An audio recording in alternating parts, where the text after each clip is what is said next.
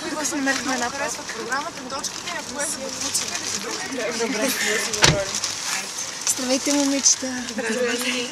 Какво правим сега? Отиваме. Къде отиваме? Отиваме в Ландици.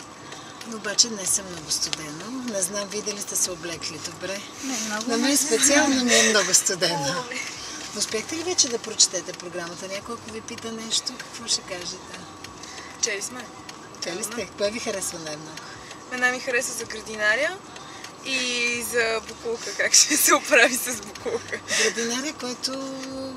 Ама разбрахте ли какво точно? Каква е идеята за градинаря? Той да отговаря за проектите за София, доколкото разбирам. За всички зелени площи, да. Например, ако някой започне да сече дървета, да унищожава някакви горички и така нататък, той да е човека, който веднага ще получава сигнал и ще реагира и ще забранява това да се случва.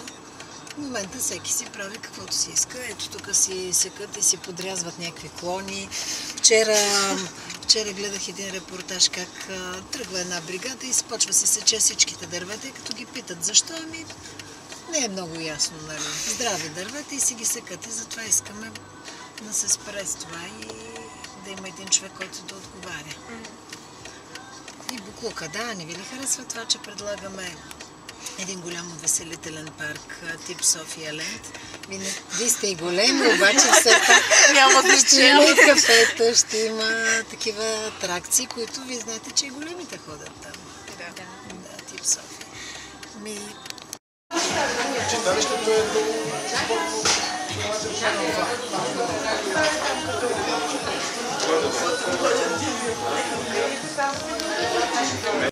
Добре беше организирано. Обаче ето виж, хората ги вълнува пътищата, инфраструктурата, транспорта, който не е редовен. тежък. Да.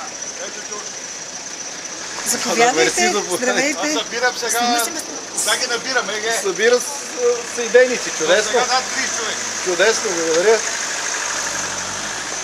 Идеята е, виждате какво правят сегашните кметове. Тази улица е асфалтирана преди, може би, седмица.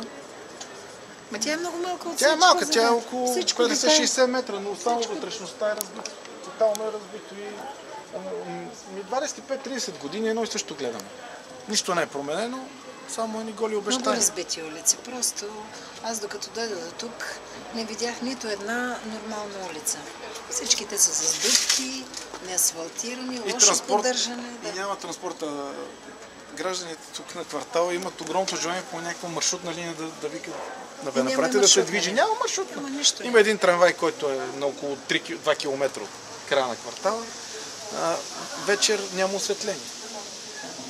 Тъмно, полицейско присъствие никакво. Сигурност на хората няма.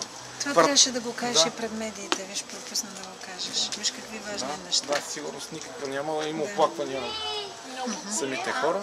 Да. Добре, аз съм сигурна, че ще се справиш.